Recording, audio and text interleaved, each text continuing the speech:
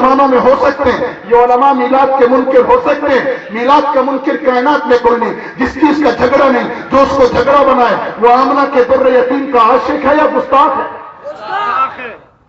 جھگڑا میرے نبی کی سیرت کا ہے، میرے نبی کی صورت کو ابو جہل نے نہیں جھٹلایا، میرے نبی کے اخلاق کو ابو جہل نے نہیں جھٹلایا، میرے نبی کی سچائی اور امانت و دیانت کو تو مکہ کا کافر بھی مانتا تھا۔ آمنہ کے در یتیم کے جسم کا انکار تو ابو لہب، عتبہ، شیبہ اور بش اوباما نے نہیں کیا، انکار کیا میرے نبی کی سیرت کا۔ ہم نے یہ سیرت دنیا سے منوانی ہے انشاءاللہ۔ منواؤ گے؟ منواؤ گے انشاءاللہ؟ امن کا ضامن دنیا میں صرف جہاد ہے، کوئی وطن دشمنی نہیں ہے۔ تو وہ جرمن ساتھیہ سے میں نے کہا مجھے بتا آج تمہیں چاہیے تھا، تم ہماری خدمت کے لیے آتے، تم ہمارے افغانستان کی ترقی کے لیے آتے، اس افغانستان کے جہاد میں پاکستان کا کردار تھا، تم یہاں کی ترقی کا سوچتے، تم نے الٹی بدماشی کی، امریکہ کے ساتھ مل کر تم بدماشی پر اتر آئے۔ اب مجھے بتاؤ ہر جرمنی کا قتل جائز ہے یا ناجائز؟ تو خود کہنے لگی مولانا اگر تم میری گردن پہ بھی چھری پھیرو تو جائز ہے۔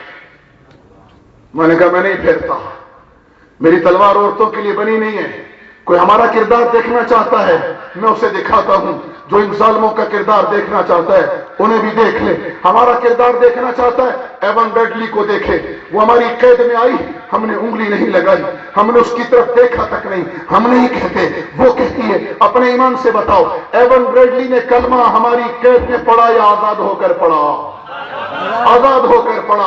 ایون بریڈلی جاسوسہ تھی، مجرمہ تھی، ہماری قید میں آئی، خود لکھتی ہے کہ مجھے طالبان نے انگلی تک نہیں لگائی، میری طرف دیکھا تک نہیں، اور جب میں آزاد ہو رہی تھی میں ان سے وعدہ کر کے آئی تھی کہ میں تمہارے دین کا مطالعہ کروں گی۔ جب میں آزاد ہوئی تو میڈیا کی چکا چوند نے، پریس کانفرنسوں نے مجھے وہ وعدہ بھلا دیا کہ ایک عرصہ گزر گیا، ایک دن میں اسکاٹ لینڈ میں سفر کر رہی تھی، یہ خود اس نے ہمیں بتایا، خود لکھا ہے اس نے، خود یہاں کراچی پریس کلب میں جب آئی تو ہمارے ساتھیوں کو خود بتایا کہ میں اسکاٹ لینڈ میں سفر کر رہی تھی تو ایک ٹیکسی ڈرائیور نے مجھے کہا یو آر ایون بریڈلی، تو میں نے کہا آئی ایم ایون بریڈلی، تو کہنے لگا آر یو شیور کہ تمہیں یقین ہے کہ تم ہی ایون بریڈلی ہو؟ میں نے کہا میں ایون بریڈلی ہوں۔ تو کہا ایون بریڈلی اگلی بات یہ بتا کیا تجھے طالبان نے کچھ نہیں کہا؟ کیا انہوں نے تیرے ساتھ ریپ نہیں کیا؟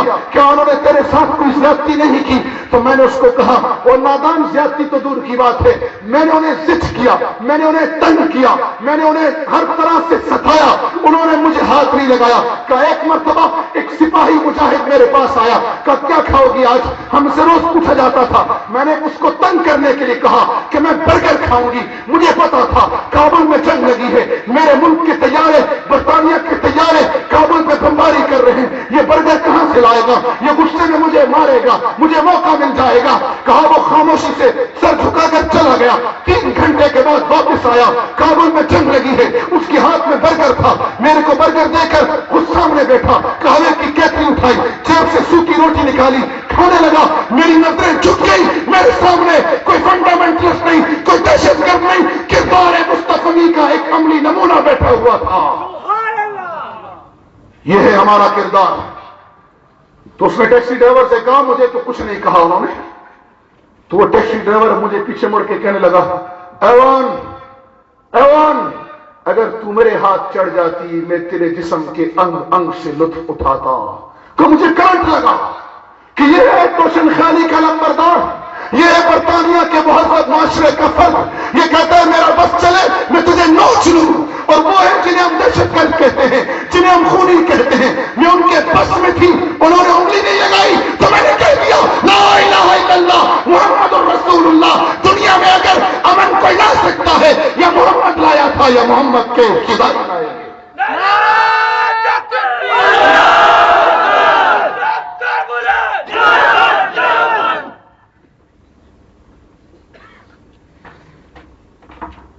یہ میرا کردار ہے، یہ ملا عمر کا کردار ہے۔ آؤ اب میں تمہیں ان کا کردار دکھاؤں۔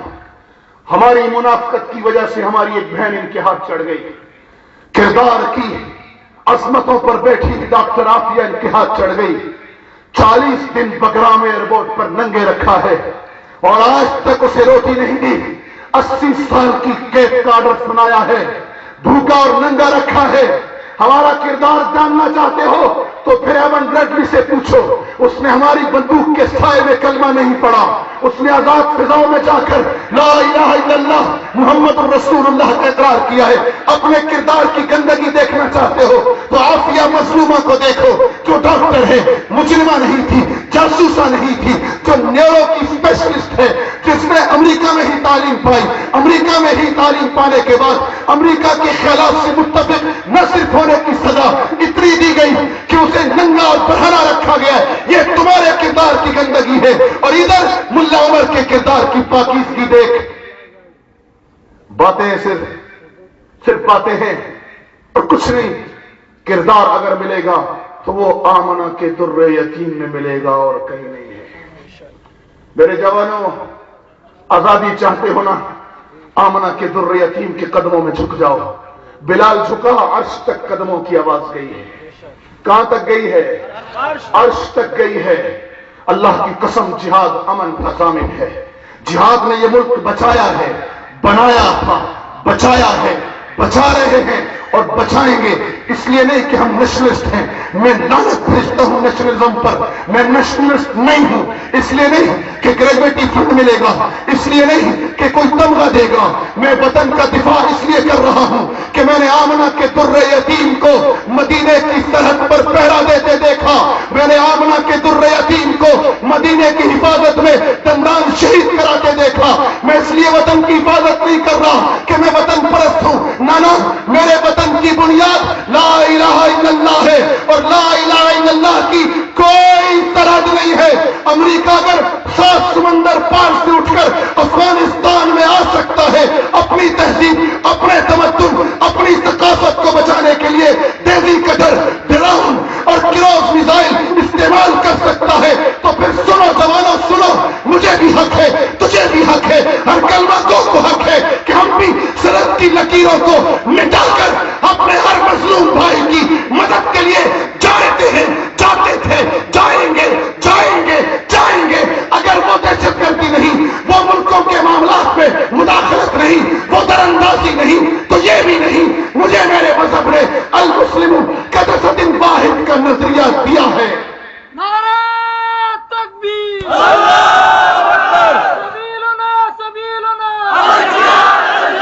طریقنا طریقنا۔ آج امریکہ کے کروب نکلا، دلوں سے نہیں نکلا۔ 9 سال پہلے جو حالت تھی وہ آج ہے۔ اپنے کردار کو بناؤ، امن کمیٹی کے جوانوں اپنے کردار کو بناؤ۔ یہاں کے ہر مسلمان سے تمہارا رویہ ایسے ہونا چاہیے جیسے حضرت عمر کا تھا۔ حضرت عمر کا تھا۔ راستے میں روک کر ایک بڑھیا نے کہا، عمر کہاں جا رہا ہے؟ ادھر کھڑا ہو۔ عمر کھڑے ہو گئے، فرمایا عمر تو وہی ہے جس کو اونٹ چرانے نہیں آتے تھے، اللہ نے تجھ پر انعام کیا اور تجھے اسلام دیا، اسلام سے آج تو 22 لاکھ مربع میل کا حکمران بنا بیٹھا ہے۔ حضرت عمر نے کہا، اس بڑھیا کو نہ روکو، جو کہتی ہے کہنے دو، جو کہتی ہے کہنے دو، تمہیں نہیں معلوم یہ وہ بڑھیا ہے جس کی پکار آسمان پر سنی گئی ہے۔ قسمی اللہ کا قول اسی کے لیے تو اترا ہے یہ آیت، یہ وہ بڑھیا ہے، اسے کہنے دو۔ تمہارا کردار عمر کی طرح ہونا چاہیے۔ ہر یہاں محمد خان جنیجو کالونی کی ہر بڑھیا کے لیے تمہارا کندھا حاضر ہونا چاہیے، ہر مظلوم کے لیے تمہارے بازوں کی قوت حاضر ہونی چاہیے۔ یہ نہ ہو کہ تم خود ظالم بن جاؤ، کبھی ظلم کا راستہ اختیار نہ کرنا۔ میرے رب کو 2 چیزیں پسند نہیں ہے، ایک تکبر اور ایک ظلم، باقی میرے رب ہر چیز پر قلم پھیر دے گا۔ ظلم اور تکبر نہ کرنا میرے رب کو یہ پسند نہیں ہے، میرے رب کو یہ پسند نہیں ہے۔ ظلم کا نظام نہیں چل سکتا، اور نہ چلا تھا، نہ چلا ہے، نہ چلے گا۔ ہم آج بچا رہے ہیں، ہم اس لیے وطن کا تحفظ کر رہے ہیں کہ میں نے اپنے آمنہ کے در یتیم کو خندق کے میدان میں پیٹ پہ پتھر باندھ کر اسلام و وطن کی حفاظت کی جنگ لڑتے دیکھا۔